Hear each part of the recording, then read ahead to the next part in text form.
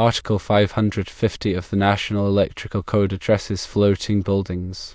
Section 550.3 covers wiring methods. Section 550.3b3 specifically addresses non-metallic sheathed cables such as Romex. This section states that Romex must not be used in floating buildings unless it is listed and marked for marine use or is deemed suitable for use in wet or damp locations. Romex is generally not corrosion resistant. Therefore, in a marine environment, it must be protected against moisture and salt spray. All electrical connections must be watertight to prevent moisture from entering the electrical system. Proper grounding is essential to protect against electrical shock hazards.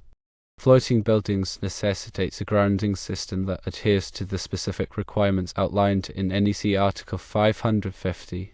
Electrical installations in floating buildings should undergo regular inspections to ensure they meet code requirements and maintain safety standards. For further information, consult these additional NEC sections. Section 550.4 discusses hazardous classified locations. Section 550.10 covers equipment and materials. Section 550.12 addresses overcurrent protection. Section 550.16 details grounding requirements for floating buildings. Understanding these sections is crucial for ensuring safe and compliant electrical installations in floating buildings. When evaluating the use of Romex in a floating building, one should firstly determine if the cable is listed and marked for marine use. Secondly, assess the environmental conditions and the level of exposure to moisture and salt spray. Thirdly, consider implementing additional protective measures to shield the Romex from corrosion. Fourthly, ensure all electrical connections are watertight to prevent moisture intrusion. Fifthly, establish a proper grounding system as per NEC Article 550 to minimize electrical shock hazards. Sixthly, schedule regular inspections to verify code compliance and address any potential issues promptly. The NEC provides a comprehensive framework for electrical safety in various applications, including floating buildings. Adhering to the specific requirements outlined in Article 550 is vital for safeguarding people and property. The use of Romex in floating buildings requires careful consideration and adherence to specific code provisions. Generally, Romex is not suitable for direct use in marine environments due to its lack of inherent corrosion resistance. However, if the Romex is specifically listed and marked for marine use or for use in wet or damp locations, it may be permitted, provided that all other applicable requirements are met. These requirements include ensuring watertight connections, proper grounding, and adequate protection against physical damage. The decision to use Romex in a floating building should be based on a thorough assessment of the environmental conditions, the specific listing and labeling of the cable, and compliance with all relevant NEC requirements. If there is any doubt about the suitability of Romex for a particular application, it is always best to consult with a qualified electrical inspector or engineer. Consider the implications of using Romex in a floating building. If the cable is not properly protected from moisture and salt spray, it can corrode over time, leading to electrical failures and potential safety hazards. Watertight connections are essential to prevent moisture from entering the electrical system and causing short circuits or ground faults. A properly designed and installed grounding system is critical for protecting against electrical shock hazards. Regular inspections can help to identify and address any potential problems before they become serious safety concerns. Ignoring these factors can increase the risk of electrical fires, shocks, and other hazards. Prioritize safety and code compliance when working with electrical systems, especially in challenging environments such as floating buildings.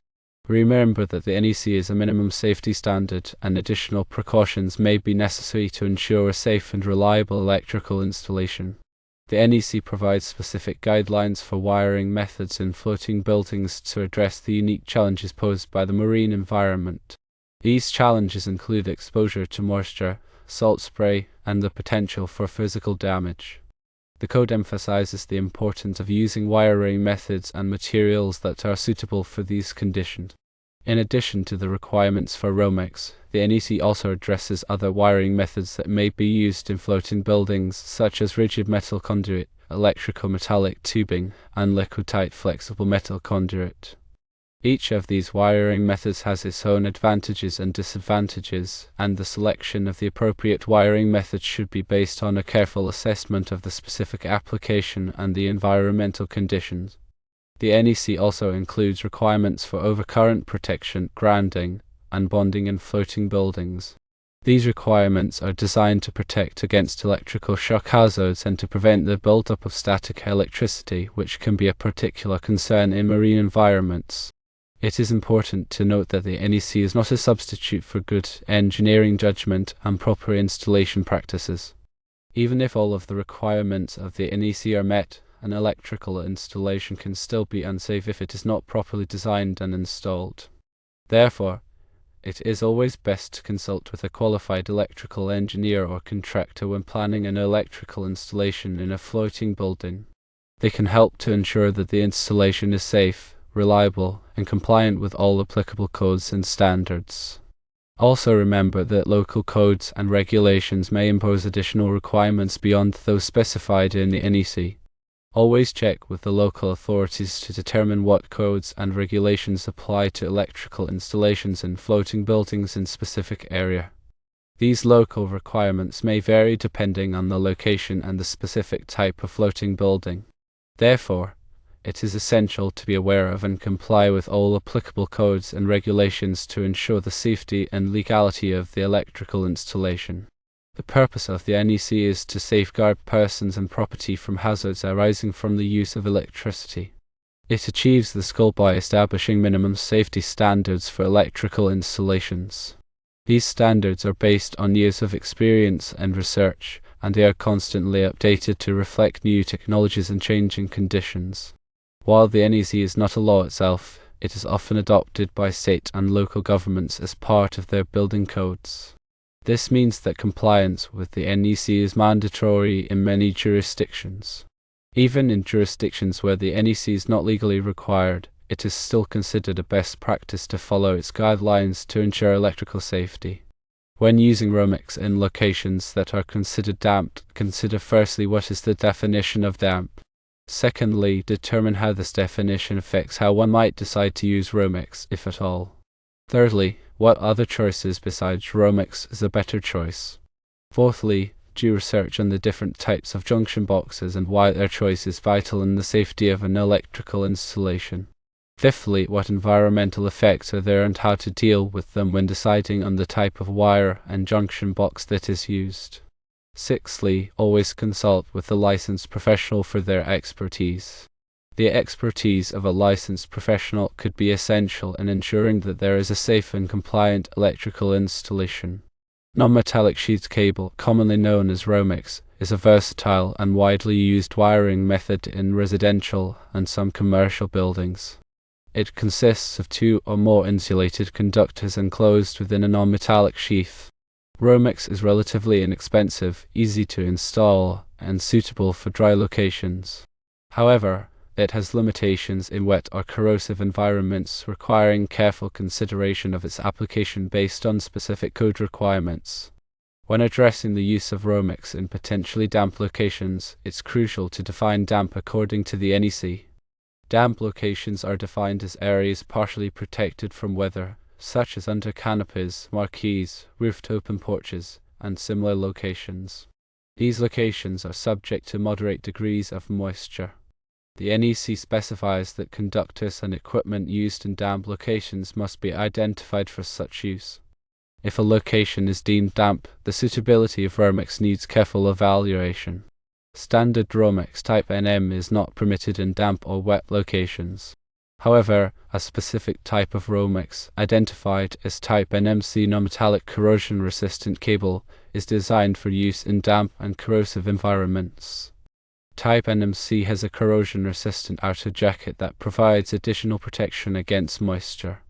If Romex is unsuitable for the damp location, alternative wiring methods that offer better protection against moisture should be considered. Options include firstly using Type UF underground feeder cable, which is designed for direct burial and wet locations. Secondly, consider using rigid metal conduit RMC or intermediate metal conduit IMC with appropriately rated conductors.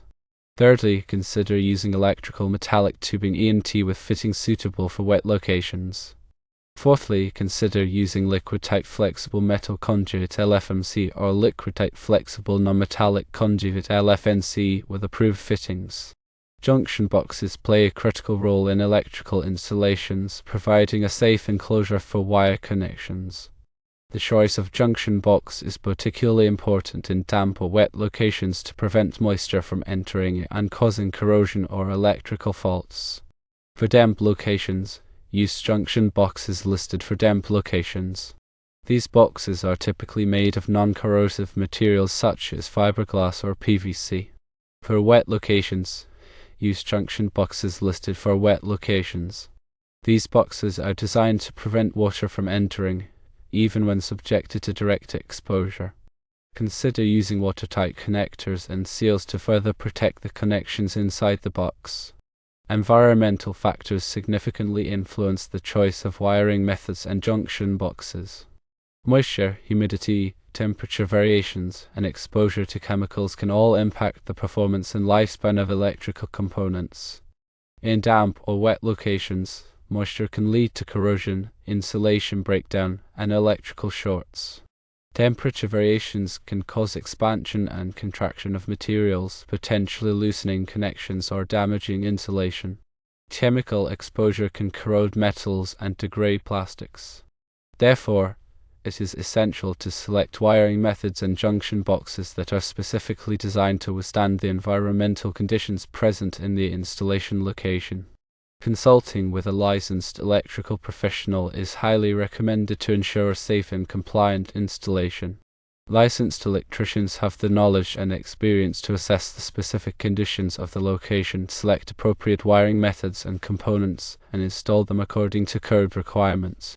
They can also provide guidance on grounding, bonding, and other safety measures to protect against electrical hazards. Failing to comply with electrical codes can result in fines, insurance liabilities, and, most importantly, increased risk of electrical fires, shocks, and other safety hazards. Always prioritize safety and seek professional advice when working with electrical systems. Always refer to the latest edition of the NEC and local electrical codes for specific requirements and regulations. These codes are constantly updated to reflect new technologies and best practices, so it is essential to stay informed about the latest changes. Adhering to code requirements is not only a legal obligation, but also a crucial step in ensuring the safety of people and property. The goal is to prevent electrical hazards and create a safe environment.